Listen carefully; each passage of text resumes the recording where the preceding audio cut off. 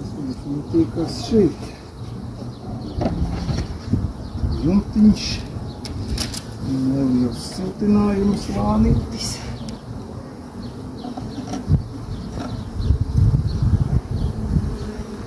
Nedaudz avīzītes.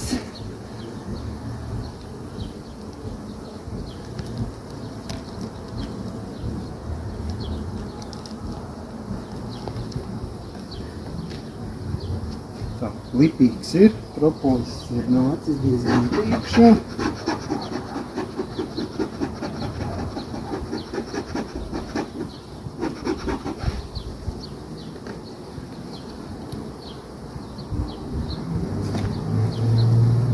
Es domāju, ka mēs uzreiz skatīsimies jauno kāri.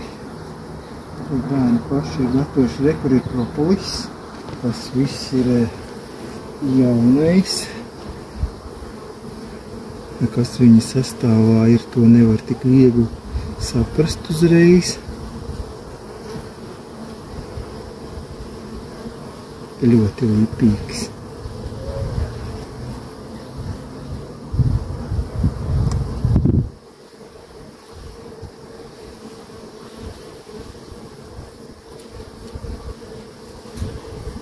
Tā. Šo varbūt mēs varam kaut kur atstāt beigās. Tādu kāds parauga trauciņus vai maisības paņem. Tā, mums arī sensors. Skatīsimies, kas ir sastrādājušas. Nu, tā tad jaunā kārīte, tā bērni taisījuši, ir jau diezgan līdz pusīte izvilkta.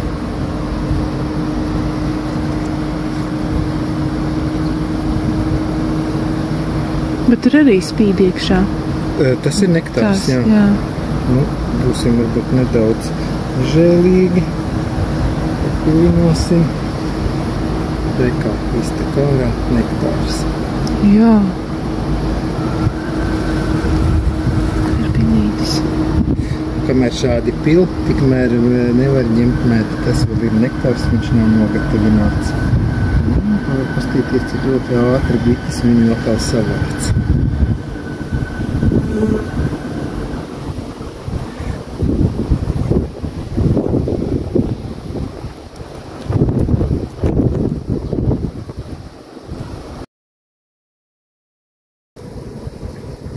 Un šī bite viņa liek?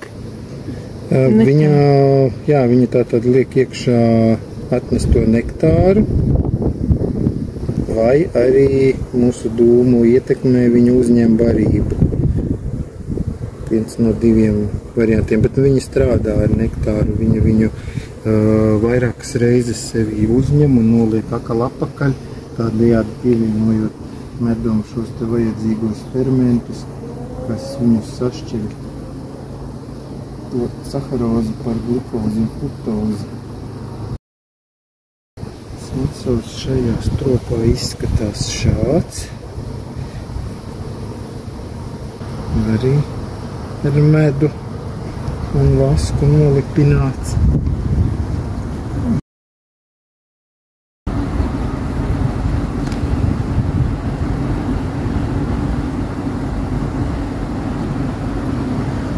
Svars jau ir nedaudz jūtams. Tā, un tā būs tā kārīte, ko mēs vēlēsimies apskatīties, būs šī te atzīmētā ar tādu piespraudi.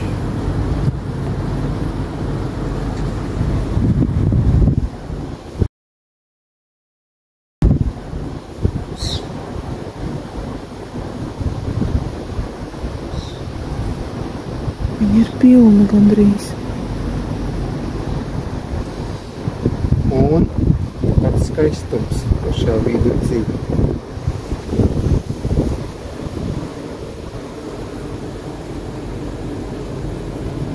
Pati bišu māte. Tā, kas ir ļoti interesanti, šūniņu izmēri. Tātad šeit bija ielikta daļēji tāda mākslīgā strēmelīte, bet šeit ir izvilktas bišu šūnes un tikai pašā apakšpusē šīs lielākās kanniņas ir tranu šūnes. Tas nozīmē, ka šī saime noteikti nebija domājusi nekādas pietošanu. Tad mums tā bišu māte palika, kur ir. Viņām ir tendence slēpties.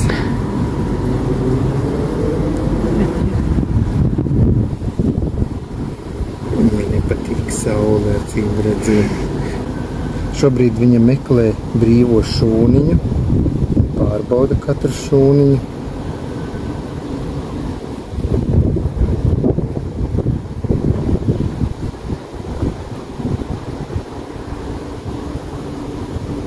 Šādā momentā, kad viņas pārvietojas kaut kur starp šūnu un līsti, viņu ļoti grūti atrast.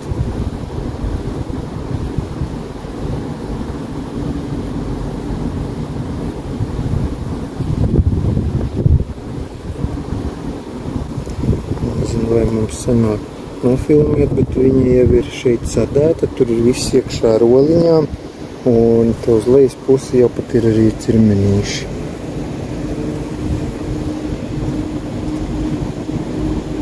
Tātad kāre ir izvilkta visa.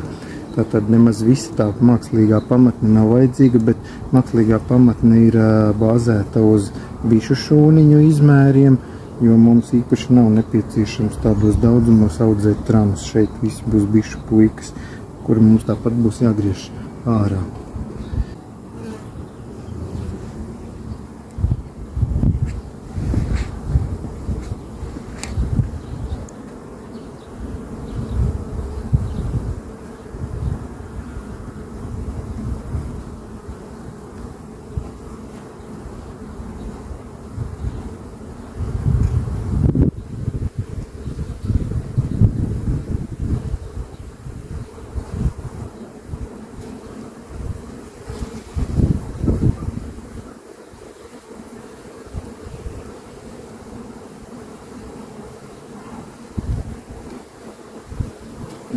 Pīks ir, laiks arī ir ļoti silts. Tā, bišu māte mums ir prom, mēs viņu nesapromiem redzu. Tur vēl stīgā. Ņemsim ārā šādi pagarbaliņi, lai viņām ir kaut kur. Taisīt šūnes. Šūnes vajadzīt dabūt.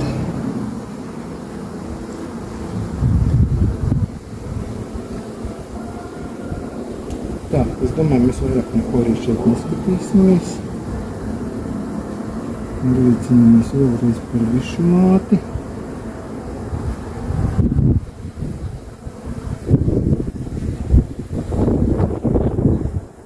Īpaši jāuzmanās, lai viņi nepaliek kaut kur ārpusē.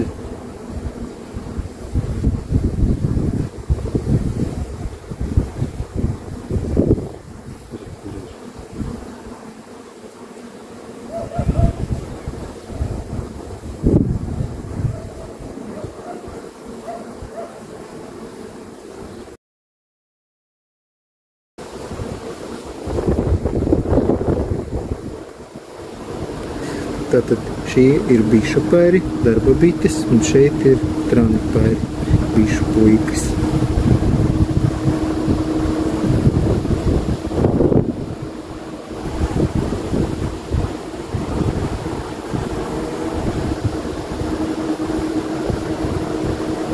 Ja, šī ir bišu māšu kanniņas pasākums. Dažreiz viņi mēdz būt visu cauru gadu.